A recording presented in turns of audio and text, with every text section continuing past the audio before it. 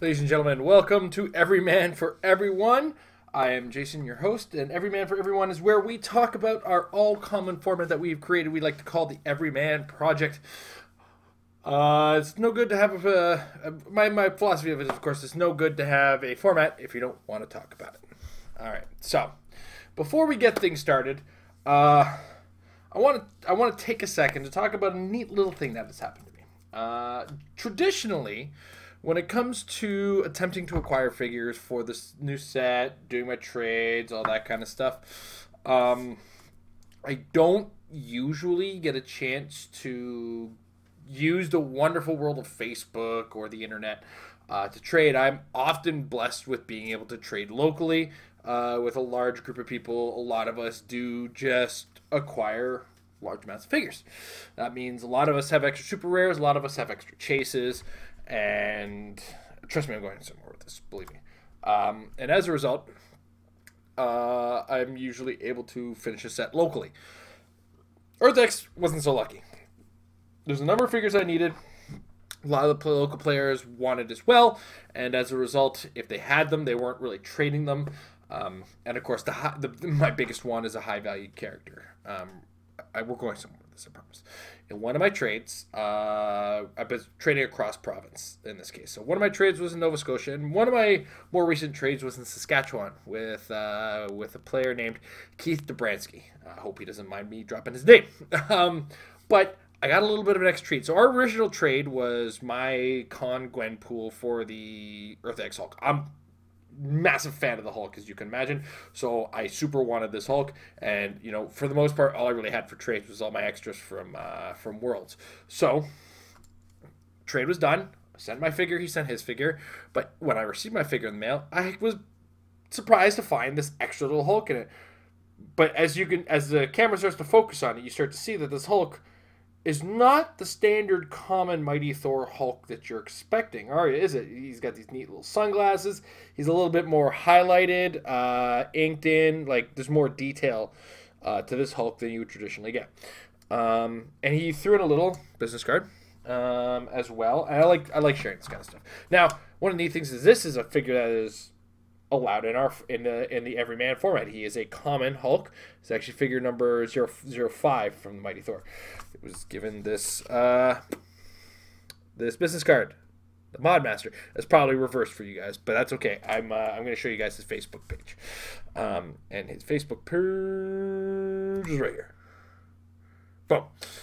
So I still left it in the search bar. You just have to look up Mod Master Hero Clix. This is the guy, and if you look through his photos, I have it open right here. This is the thing that really caught my eye, was his 3D pogs and tokens. You know me, as a player of the game of HeroClix, outside of this format itself, or even inside of this format, if given the option, let me just see if that's as good as it's gonna get. I will make every attempt to play as many bystander tokens as I possibly can. And the cooler the bystander tokens, the better. I do love the work that Big Bully Games does, but oftentimes I do like the idea of having a 3D version of a bystander token if the opportunity presents itself. And Keith here looks like he's got a lot of really good work. It looks like he takes a lot of figures and mods them into what they are. So you see we've got like a statue here of it's an Old Man Logan statue. We've got a street lamp heavy object being made. He's added graffiti and posters, and look at the fine detail. It's very beautiful. The Sentinel's skull as a heavy object. Back to the Wolverine. We got a stone golem for the Thanos. Bruce Wayne, or the Wayne family grave plot. Like, there's a lot of really cool stuff with some really cool details in it. This is actually something very similar to what I had done, but he's added the extra detail of getting rid of the characters that were sitting inside of those flames. It's really neat effect. So yeah, this Phantom X Eva, very awesome. It's always, this kind of stuff is the stuff I really like to do. I like to, you know, really make sure people see what's going on in the game, and, you know, just if there is somebody in the community that does this sort of stuff, I love to support them. But there is one very important token that I wanted to show everybody, because I think I want to get one of these done. That's right, it's Goliadaka the Lion.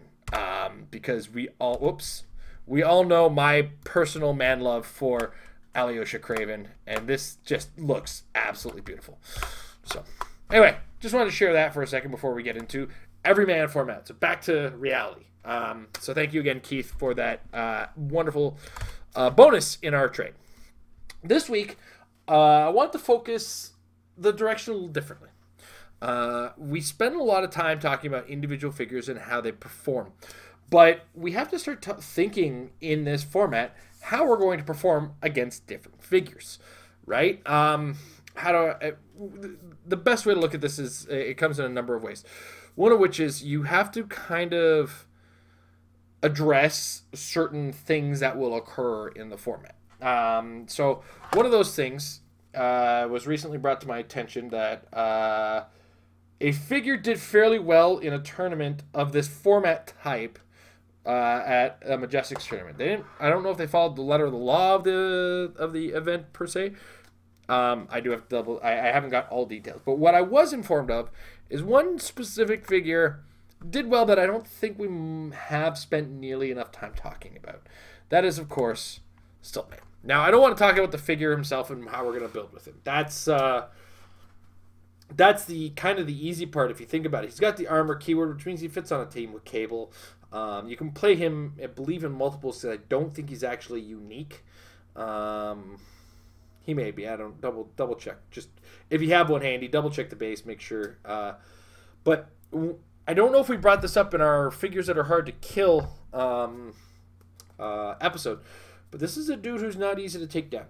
There are ways to manage him to a certain degree, and we want to try to think about that as a whole. And we got to think about how we plan to do this. So the first thing we want to do is we make sure that we're able to cover the base of what does this guy do and how do we get around it. And if we do this, are we getting around other facts? So we look at his damage power, his colossal retaliation, as it were. Guys, it's a thing that I'm allowing in the format for a number of reasons. One of which is we can't let the format not be cool like everything else. And we have one other colossal retaliator in the format. There's two in the format. There's this one, and then there's a giant girl from the Infinity starter set. Yeah, that's the one. Anyway, so Stiltman here, he's not an easy dog to take down because he's got 4 clicks, he's got colossal retaliation, and he's got the extra legs. For 5 points per figure or per piece, you generally get a character who's difficult to kill with 4 clicks, for oddly enough. And this is a format that doesn't really pack on the pulse wave. Very, very few figures in this format have pulse wave, and it makes them a little bit more difficult to manage. So how do you deal with Stiltman? Well, one of the ways you want to deal with him is you want to make sure that he's non-threatening with his colossal retaliation. His colossal retaliation itself is outwittable. Much like most colossal retaliations, it is not attached to a stop click, and as a result, you can use outwit to stop retaliations. There are a number of outwit options. Let's take a look at them. One of the best ways to kind of look at that is HC Realms' advanced search is very useful, as it were, when trying to parse out the information that we want, if we want to look based on a power. So we go common, and we're looking for the damage power of outwit. So we search that, and we're not at a lack of them. There's a number of them in which you can use, and some of them, including this Eva here from the Deadpool and the X-Force starter, has outwit, and you can use that Phantom X as well. I don't know why the Phantom X didn't show up in the thing, but oh no, Phantom X isn't going to show up because he doesn't have the outwit. But the Eva, there we go. The Eva as part of that starter is going to be allowed. So I mean that's one way of getting outwit, quite simply, while at the same time getting a very cool figure on the board. The new Morbius, if you're willing to play him, 60 points. He starts with the outwit, and then if he deals some damage, he kind of moves on. Shredder's Return, Future Toy gets it late dial. He starts with prob, so be aware of that. There's the 75-point Fast Force Donatello. Okay, so the Ninja Turtles, the Donatellos, not your ideal choice, per se. Beast, 60 points, not a bad figure. Moira McTaggart, why not? I mean, you also get a student ID of one of the 3 that I think were allowable in the format. The leader. I mean, if you really start to dig and start to really look at what's there, I mean, Outwit is a power. I mean, you can get it as low as 30 points with that Black Panther from Avengers Defenders War. And, you think, oh, Avengers Defenders War is going to be rotating soon. Well, so is Stiltman. So we're having this conversation now because what I want to look at is powers that we can use against Stiltman that aren't necessarily taking away from our team. And characters who are sources on this one. Okay, cool. I will try to do that a little later, a little tighter. I'm kind of focusing on strategy and long and grand scale. So Outwit is a power that is available and not necessarily problematic, but you do have to maintain range with the Stiltman because Stiltman doesn't necessarily have move and attack. He doesn't have a range attack, and he does have he becomes colossal, so he does have a 3 square reach. So you have to work around that. The other thing is, depending on how many points you're putting into the Stiltman, will depend on how much you should be focusing on the Stiltman. And what I mean by that is, if they only put like 75 or 65 points into the Stiltman, you still have 235 points for the team to be aware of. So when you're taking into consideration all of this, you do have to be aware that you're throwing this Harley Quinn or this Batman or this Joker, or I'm trying to actually find a character who starts with the Outwit because I've gotten to a point where they're not doing it. But let's get back to Eva. Is Eva part of your team outside of dealing with the Stiltman? And this is something you should be dealing, not just in our format, but in any format of HeroClix play.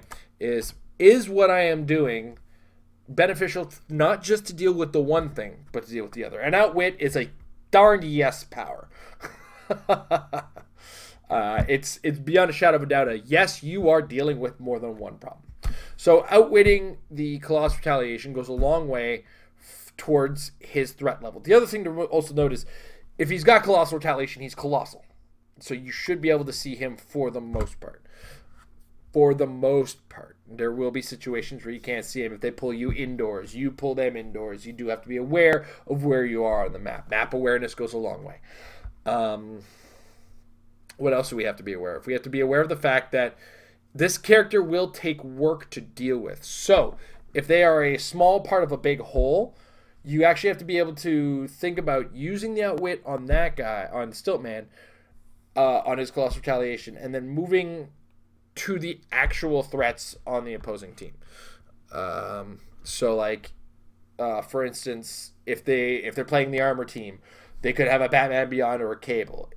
Is your outwit focusing on the Colossal Retaliation on Stiltman going to take away from dealing with the Cable? I mean, for the most part, Cable, Batman Beyond both have the same problem. They're both stealthy. So if you do expect to be outwitting them, you have to be able to see through hindering.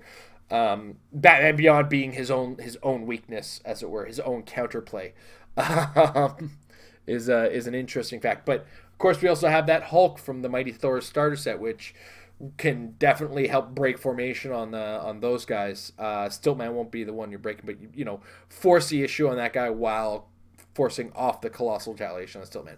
Now, I could all be wrong on this one and find out later on that the power is protected from outwit in some way, can't be countered, can't be ignored, something like that.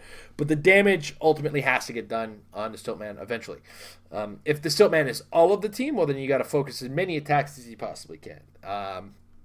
And from that, you need leadership, because you'll probably be playing, if you're getting a lot of attacks in on him, chances are you'll need to make sure you have enough actions or enough flurry, that's just a general, again, stratagem case. It's much like how we deal with the Unimind in the standard competitive play. you have to be aware that dealing with a character with the kind of dial health that a Stiltman will have will take a lot of effort. So leadership, flurry, a lot of ability to make multiple attacks in multiple turns goes a long way. Because one thing also worth noting is that it's only a 50-50 shot that the leg is removed and he doesn't take any damage. On a 1 to 3, he does take 1 unavoidable damage, so you will have to deal 4. So this is kind of how you have to deal with the Stiltman. And this is where Stiltman becomes this big thing is managing effort for cost. And when I say effort for cost, Stiltman costs your opponent 65 points. You can score 65 points from him, and that's with 3 leg extensions to make him a colossal at minimum. So the other thing is if they went with the bare minimum, you can probably easily get 2 leg pieces off of him without having to deal with colossal retaliation. And that's if they went the bare minimum. If they went above and beyond the bare minimum, then you're going to have to do a little bit more work than that. But focusing your work on the Stiltman takes away from the other X number of points on the team. So if you're playing against a big Stiltman, obviously try to score some points if he's got anything else on the team. Otherwise, deal with the Stiltman. Yeah, so threat assessment doesn't change in this format. It's the same standard for this format as it is for any old format. If the thing is a big threat but little points, assess what risk comes with dealing with that level of threat. Stiltman is I'd say medium risk, high effort character, whereas something like a Cable is a high effort, high reward, high threat level, so both aren't bad. Both are very good, very strong, and you just have to find a way to manage it all out. What else?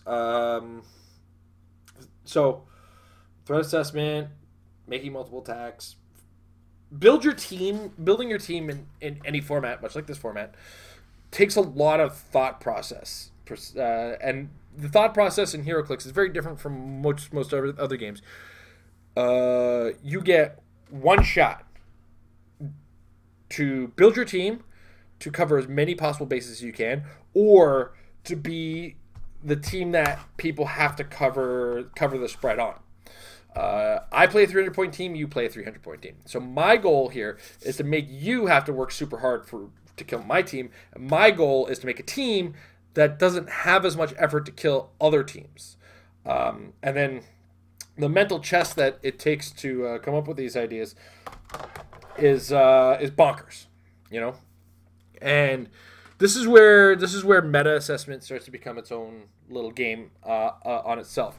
What do you expect to see, and what level of threat is? And before you get into thinking about a character in specifics, you have to think about a character as an effort type. If that doesn't make sense, let's get into that. Let's say we go to the main modern and we look at Unimind. Unimind is difficult to kill, difficult to score points off of, massive threat, massive issue to deal with. My team has to be able to manage him somehow. Okay, so if I can't manage a Unimind, I don't know if my team is going to be strong enough. So then we come to our format. Cable, Batman Beyond, Stiltman. 3 major threats in the format. So you have to look at it and say, if I can't kill a Cable or I can't kill a Batman Beyond, it's back to the drawing board.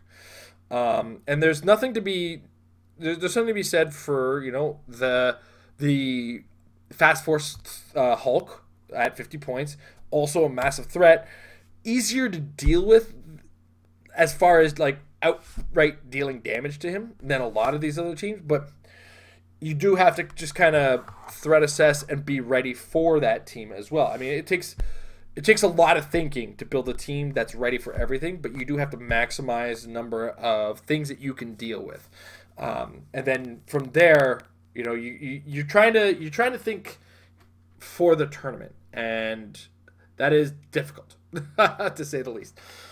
Part of that is there's a psychological game on reading locally. This is not a format that is played on a worldwide scale. You do not have to think about what Daniel Powell would play in this. You don't have to think about what Aaron Cantu would play in this. You don't have to think about Patrick Iboko. You don't have to think about what I would play in the format. What you have to think about is when you go to the store that you're going to, you have to think about what do all my guys like to play. All the guys I play with on a regular basis. What do they play?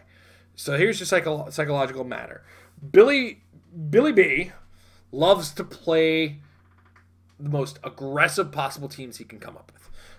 And when I say aggressive, I'm talking like the alpha strike. Like, hey, I'm going to be in your starting area. I think the map is a decoration at its finest. And that guy is very likely to come up with a team that might be based around that Fast Force Hulk. And that Fast Force Hulk will be in your face very quickly. Or he might come up with a team that uses the cable. And you know that the cable is very safe, spotty, goes to where he needs to go, but he's less alpha strikey. The Fast Force Hulk is going to be more alpha striking format. So we go from there, and we talk about Jerry C. Jerry C likes to do something along the lines of the Unimind, or in standard format, he will play what we call the Undying team. So you now have to be ready for the Loki, Stiltman stuff that's hard to kill. And when I say all of these different teams and everything, all these considerations, what you should not be considering is hard countering anything. If you have to be able to beat, the difference between hard countering and being able to beat is such a fine line that's hard to get around in this game. Both, and this is a conversation you can have when we're talking about the Everyman format, and this is a conversation we can have about standard or flat out modern. And just quick heads up, Jamal, I believe that Luke Cage is uncommon. We play, this is the Everyman format, strictly commons. Where was I? So what the fine line of hard counter versus can beat is hard not to cross. So as an example, a hard counter or hard counter tool, not necessarily the actual full-blown counter, but a hard counter to, like, say, a Unimind would be Darwin. Darwin damages for you picking the power. All right, cool. Let's put a Darwin on my team. That's going to hard counter the Unimind. But then what you'll, and I'm, okay, this is the thought process. This is not necessarily a thing.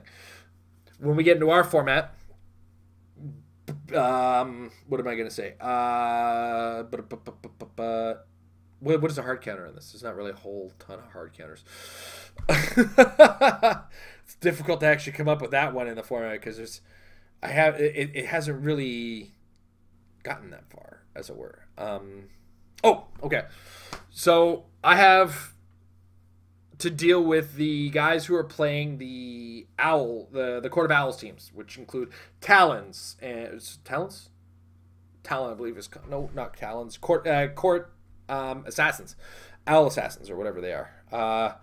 And they're gonna have a bunch of their dudes. So I'm gonna bring Energy Explosion. Well, that's great, but is Energy Explosion gonna help you against Batman Beyond and Cable? No. And what's worse is Energy Explosion probably doesn't help you with those teams.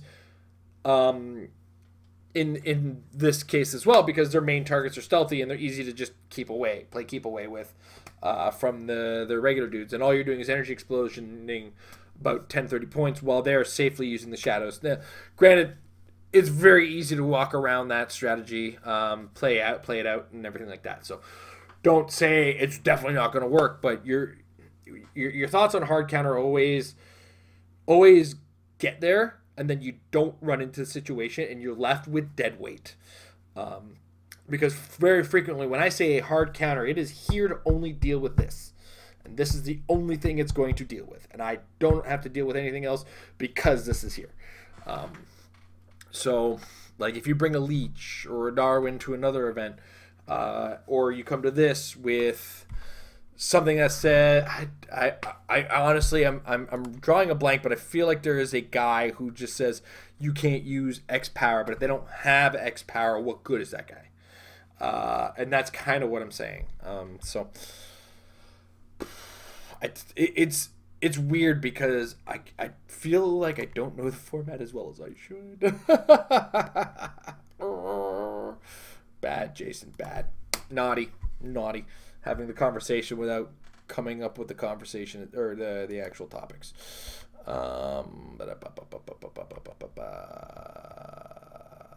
Give me a second, guys. I'm just gonna do a quick research bounce to see if I can find exactly what I'm talking about in format.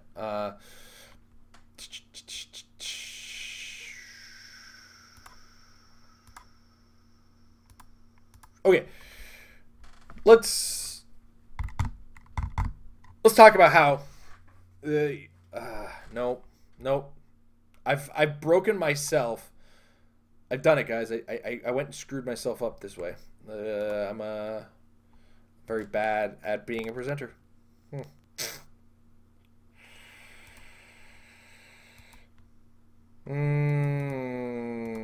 Okay. I think you guys kind of get what I was saying without having to have hard examples.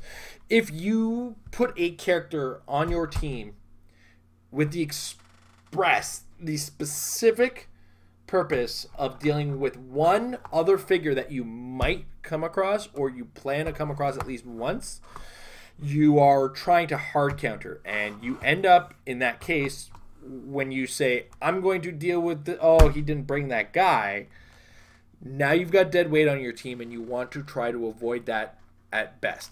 Which is why I suggest going for the can do versus the hard counter. The can do is one of those situations like Batman Beyond can kill Cable. This is the thing where like Batman Beyond has stealth and can shoot ignoring hindering, resulting in a character who is able to get around a lot of the strengths that Cable has. So let me just pull him up on HC Realms just so we can be on the same level. So he's got all these powers, but most importantly, he is ignore hindering for targeting. He is stealthy.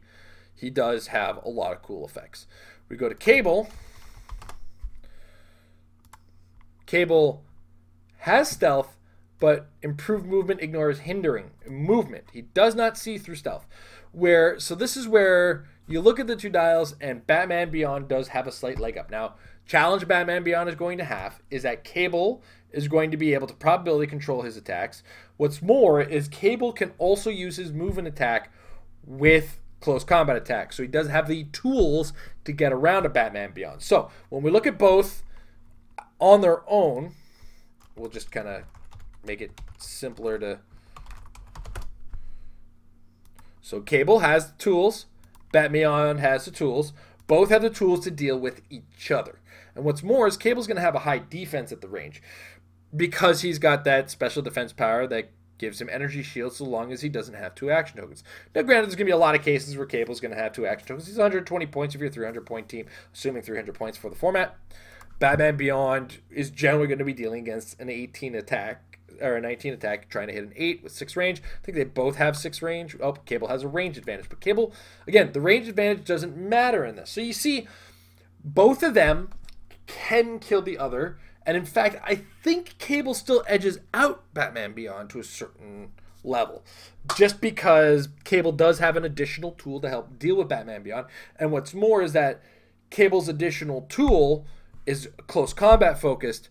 Batman Beyond doesn't really get exploit weakness, which means he has a harder time in close combat versus Cable, where Cable has a high damage. Once he's past the first 2 clicks, he's actually able to get down. So Cable can do. Batman Beyond is not necessarily the hard counter we think he is.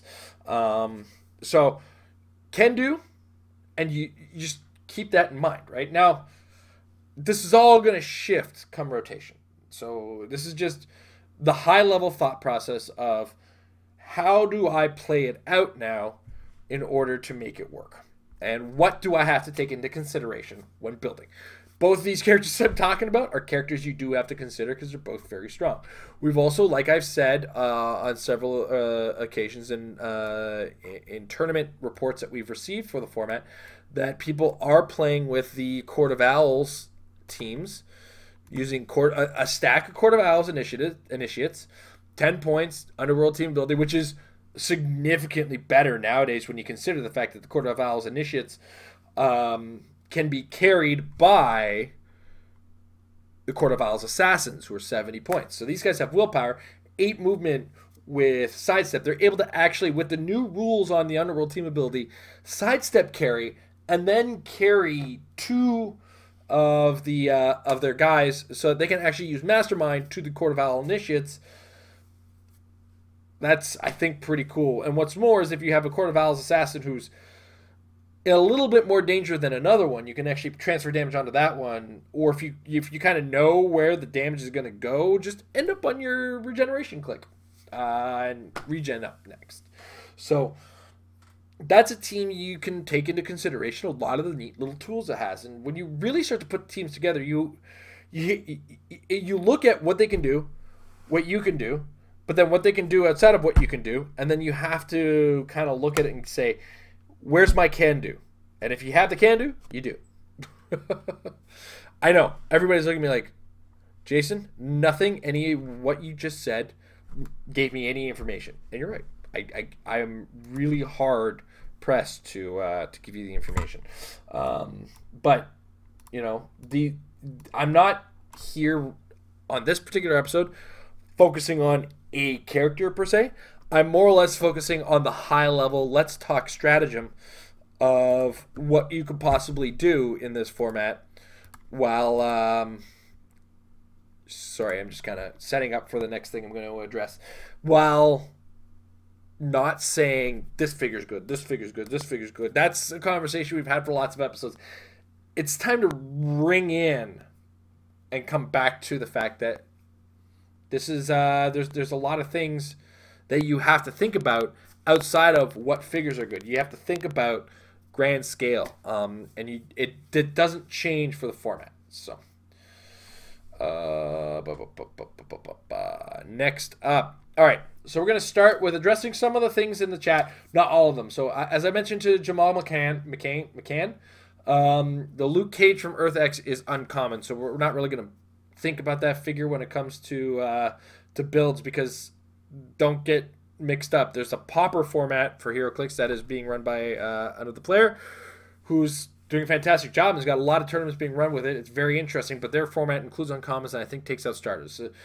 Ours is strictly white tab figures, which is commons and starters and fast forces. I personally believe just keep the white tabs. It was an easy thing to say, and just no green rings, and I kept it. It's all in the document. Links down below. But I do want to take a second on Little Tiger's idea. He wants to take a how would you make a police team in this format? So what I'm going to do, I'm going to do my usual thing. I'm going to show you how I always start this kind of thing, and we say, all right, let's find all the commons in Modern with the police keyword. And one of the things that immediately going to catch your eye is one, Thoris and the Thors. Their PD. Sheriff Steve Rogers is a police character. And you know who else is? Diana Prince. I think in this format, Diana Prince is the direction you go. And the reason I say that is her leadership. So we start with the High Noon trait, which all of the Justice Rider characters will have. If she's the last character with this trait to hit an opposing character with a ranged attack until your next turn, if the hit character makes a ranged attack, Diana Prince must be one of its targets. Cool. Not really the factor. The special damage power in her first 3 clicks. This is the cool part. A new sheriff in town, Diana Prince, Justice Rider, can use leadership. There's a unique modifier that says when she does and succeeds, other friendly characters that share a keyword with her modify their attack and defense values by +1 until their next turn. I think she's a good figurehead for the team because she's got the police keyword, and all your we're aiming for a police team. And now I'm not going to give away the entire team, but I think Little Tiger, this is where you want to start. You want to start with Diana Prince, and then from there you kind of set up a number of bombs, as it were. You can go with this 15-point Spider-Man, who's a really good taxi, also has support, might keep some of your dudes alive, like Diana Prince. And I believe we've got one of our live callers from the Patreon. I'll be right with you in a second, Mike. I'm just kind of answering a Facebook question. We have the Sheriff Steve Rogers, of course. Actually, you know what? I'll leave this on so you can actually maybe catch.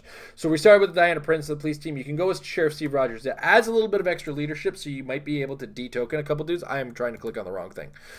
And he's also got that ability where characters, adjacent friendly characters who are attacked, the attacker can't positively modify their attack. So, like, they're going to want to get their attacks up against you. Any team is going to. I think these two figures are your starting point, and then you have 180 points to work with. You can build some really big enhancement bombs with this. Use your PD team ability in groups to drop defenses, and really effectively get something off with this team. I don't want to go overboard on the answers per se because I never do that. I'm notorious for that. But I think you start with this 120 points, Little Tiger, and you go from there. Now I'm going to jump to the camera mode because one of the beautiful things about our Patreon is that at the $5 mark or up, you get access to our patron call-in level, where what we do is we allow you, our patrons, to call in and talk to us, ask your questions in the midst of the show. So I've kind of talked my way into switching cameras into the Google Hangout, which we have.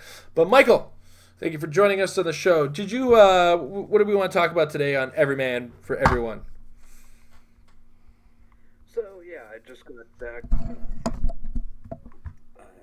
I want to know, like, I'm thinking about trying to play around with this Hydra thing from EarthX and everything like that. And what are my chances strategically with either, like, maybe tentpoling the Madam Hydra with some common Hydra pieces, or maybe we're pairing it up with like either Sharon or Falcon or something like that, and maybe go. Yeah, it doesn't really necessarily matter about what combination it is. What do you think my chances in an Everyman format?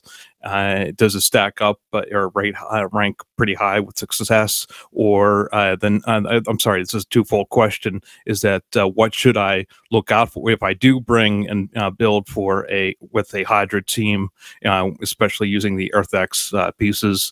What should I look out for? What do I not want to go up against?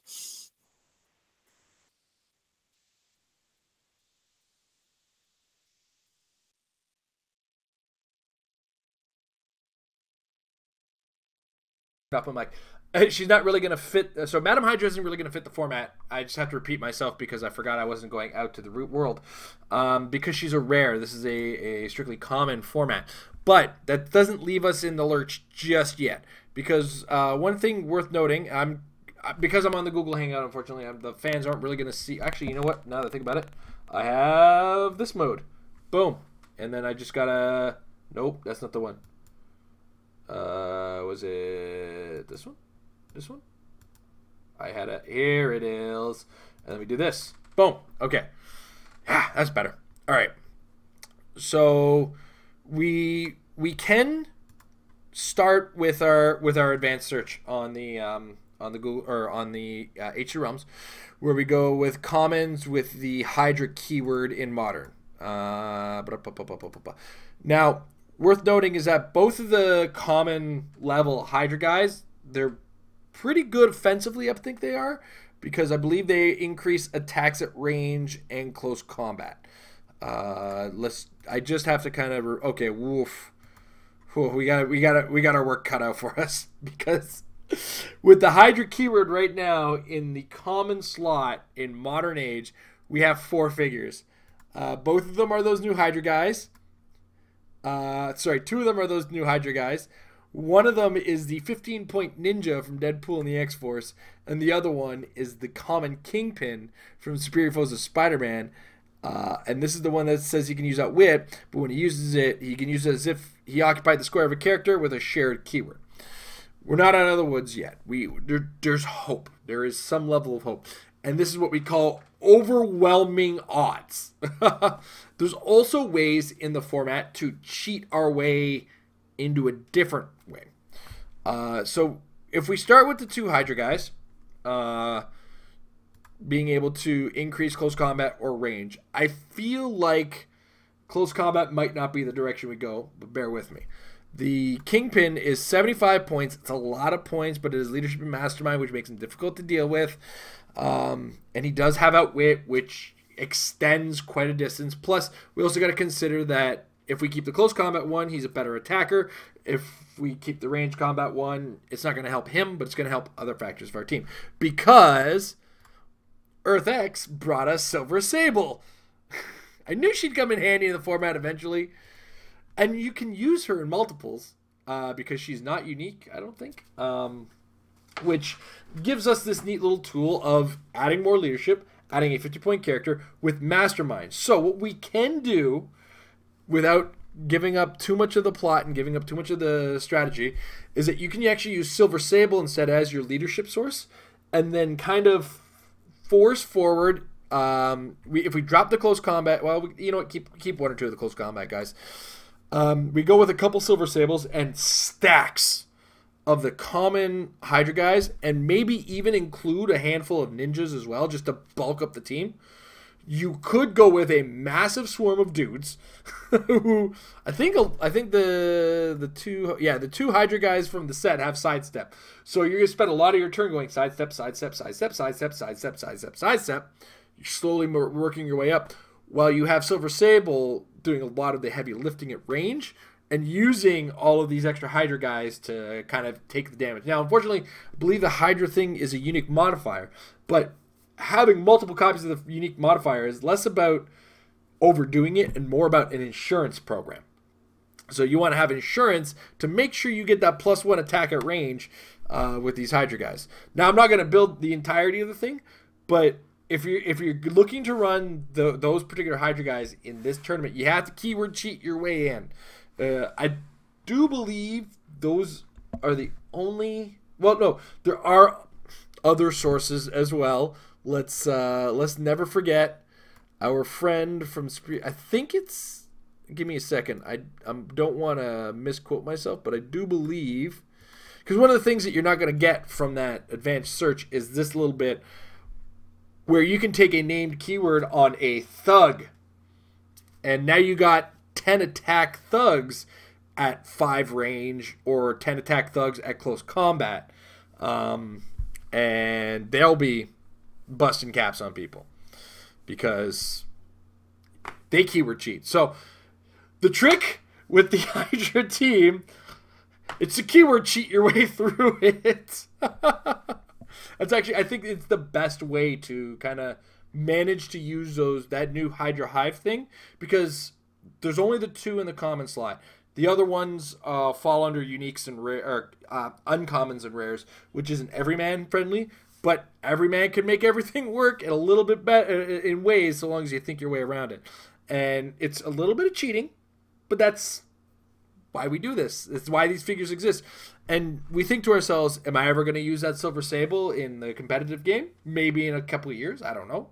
Am I ever going to use thugs these days? Probably not because we have those 5-point dudes. But thugs gain the keywords, which even though they won't be able to use the theme team prob off of the Hydra, they will be able to use the perks of the Hydra guys. So you can get those 5 theme probs that you need out of the guys, and even though the thugs aren't using the theme probs, you can still have like ninjas dropping theme probs because 15-point dudes who have team prob is not a bad thing. So yes, it's doable. You'll have to be creative with it, but I do think Silver Sable, thugs, and ninjas and Hydras are going to be your goal. You might want to. I mean. Maybe include the Kingpin if you feel the outwit is necessary, but I believe the overwhelming numbers and the overwhelming actions you'll get out of this particular version might go a long way to help you out. If you feel what I'm saying, dog.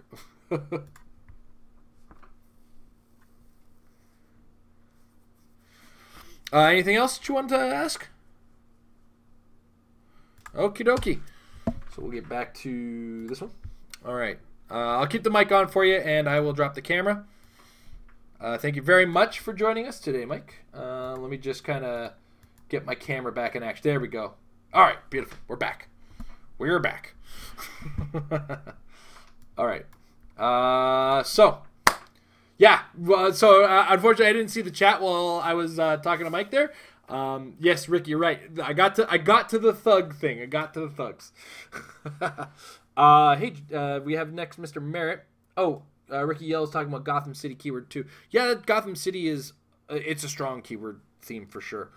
I'm not sure what that might have been in reference to. Oh yeah, I think you'd mentioned that because that was also one of the teams that had made some noise in some of the tournaments that you'd run. Rick, if you want to just in the chat mention your tournament so that I can name drop it for you. In the meantime, Mr. Merritt, hey Jason, if you roll your super senses and fail, can you mastermind it, or do you have to pick one when being attacked? Well, let's take a look at timing on that one because we have a little bit of time ourselves while Rick pulls up that information, and I don't mind answering a rules question here or there because this format follows the same rules as any other HeroClix format, and it's always good to know this kind of stuff, right? Oh, the initiates, yeah, they're also Gotham City. Oh my god. Gotham City is still there, and the new Underworld. Oh my god. Oh, yeah. Okay, so we got one. What I'm doing right now, I'm just gonna yank it up. HC Realms right here. Okay. So what I'm pulling up is the powers and abilities card, and I just need to get rid of that. So we got to look at timing. And this is one of those things that can get to you. Super Senses says when you would be hit, you may roll a d6 on a 5 to 6 evade. And then Mastermind is also the timing is when you would be hit by an opponent's attack that deals damage. You may choose an adjacent friendly character that wouldn't be hit by this attack, and if it's less points or shares a keyword, that friendly character instead becomes a hit target of the attack, even if it's already target. Okay, this is tricky. Because both say when you would be hit by an attack. Now, my understanding is if you fail to evade, you are hit by the attack, which means Mastermind gets around that. I believe this is actually a rules team question. This is a tricky one because of the would be hit wording, but none of them say becomes. So it could. I'm wondering if a non-evaded attack from Super Sense is still in the evaded or the would be hit state. Doesn't necessarily say becomes hit post failure on that. So, I'm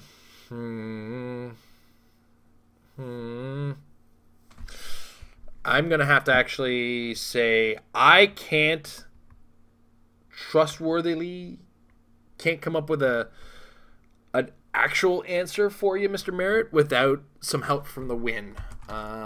Sometimes the win is a very useful tool, and sometimes you'll find that your question does fall under that. Mastermind. Let's see if anything came up with that. Joker can't be great. Okay, thanks, guys. I'm sorry. I feel like when the rules changed, I thought I had a handle on the new rules. There's a lot of things that kind of changed, and the way things read changed too. So I don't know. I know this. I'm just trying to think where I might be able to find this. I'm such a letdown today, guys. I'm so sorry. Windows kids /PP. All right. Vision, Iron Man, Captain America, Hulk, Black Panther. Oh, I like that. Little Tiger's got a team. If you're in the chat, let me put it up on HC Realms and we'll talk about that. So Vision.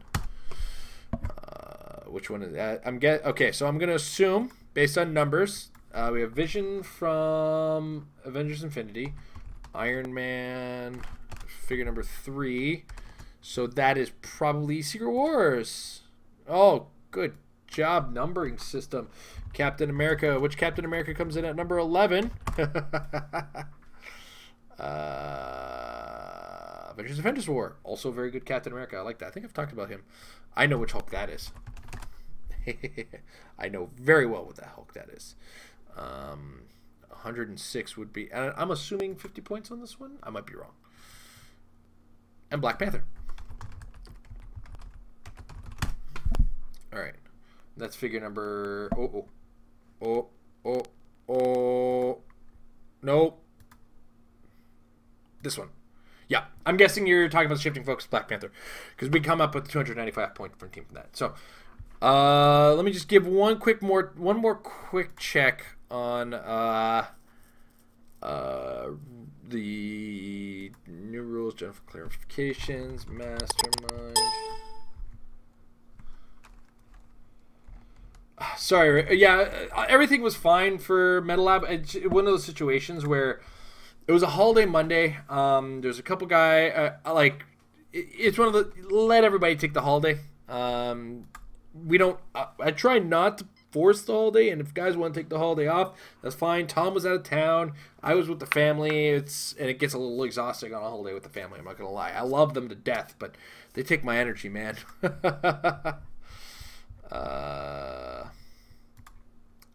All right. General clarifications just didn't have it, I guess. This is one of those questions I have to run by Jay, I think. He's always so good at this stuff. Because, he cares so much more than I do.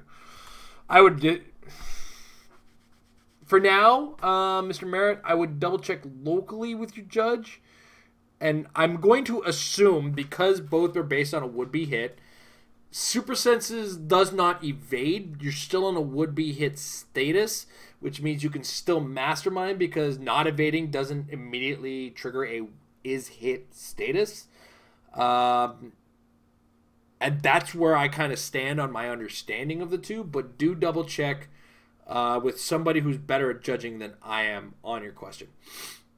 But we're going to go now to Little Tiger's team and just kind of give it a rundown. I kind of like where he's going with it. H0MC. There we go. All right. So, what do we have here? We have figure number 5, Vision. This one has phasing teleport. When you give him a move action after resolutions, you make an attack closer range. This is along the lines of Cable, but also has a little bit more longevity than Cable.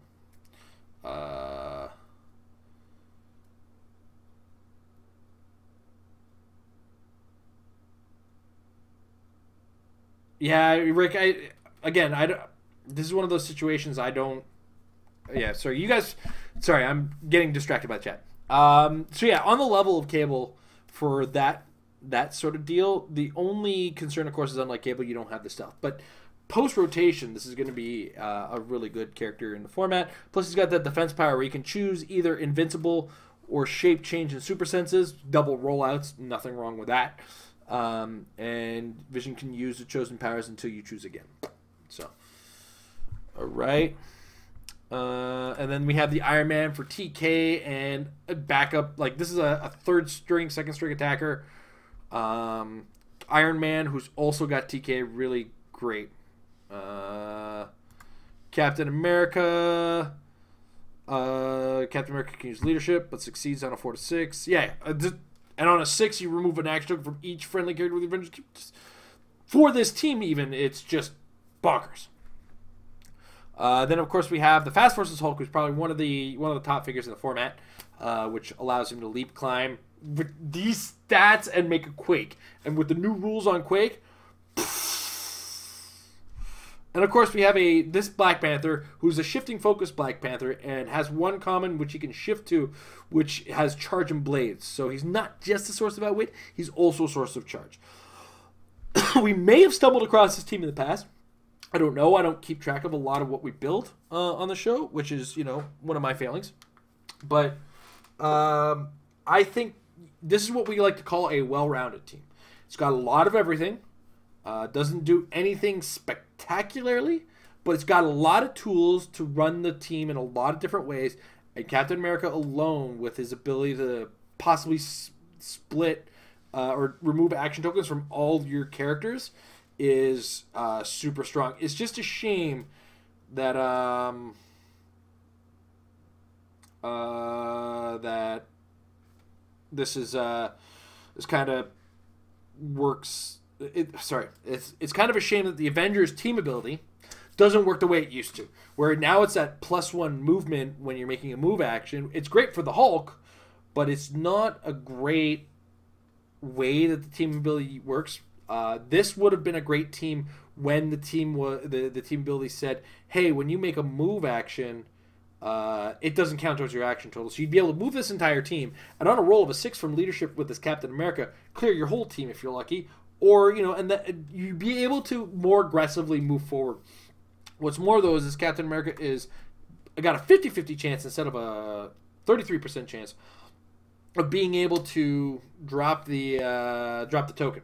So, all right. All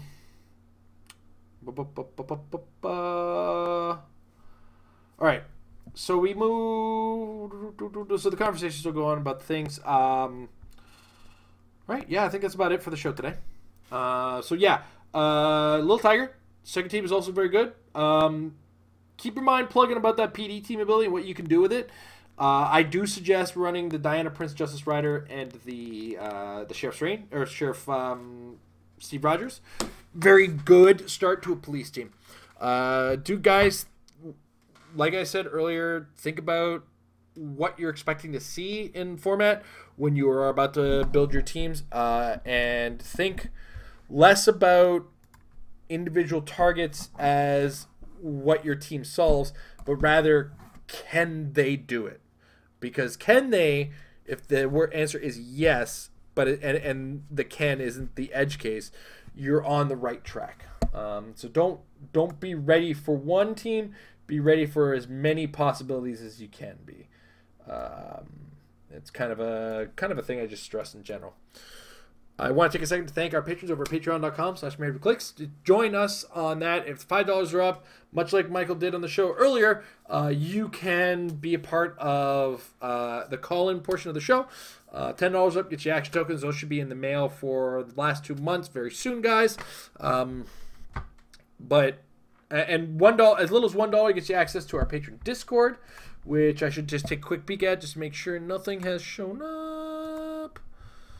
All right. It doesn't seem to have shown up, so I'm gonna use that actually because Jay, one of our regulars on the Metal Lab, is fairly active on the Discord, or a lot of us are fairly in and out of the Discord. If we have conversations, it's a great place to talk HeroClix, come up with your ideas, share your ideas, etc., etc.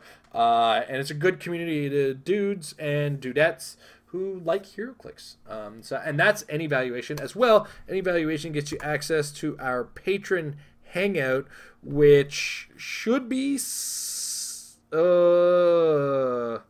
I want to say Sunday, March 3rd, but that may change depending on something we're doing for our kid's birthday that weekend. We'll see. I doubt it will change, but we'll go from there. In the meantime, Mr. Merritt and Ricky, I will ask Jay, who's a really, really fairly renowned judge, what's up with that ruling, and I'll try to get it back to you guys as soon as I can. Probably message me on the Facebook with on our Facebook, Married with Clix, facebook.com/marriedwithclicks, and we'll kind of keep that conversation going. In the meantime, guys, thank you for joining us. Check the link below to see what the format is all about if you're just kind of stumbling in and interested in it at all. If you want to try out your own tournament of Everyman format, if you have run an Everyman format tournament or do run one in the next week or two, please email us at marriedwithclicks@gmail.com with the results and some idea of some of the teams that were there. We just like to see how the metagame for this particular format is developing and have conversations about the things we didn't even see coming. So, in the meantime, guys, we love Everyman, the Everyman Project, because if everyone is special, no one's special. Have a good night, everybody.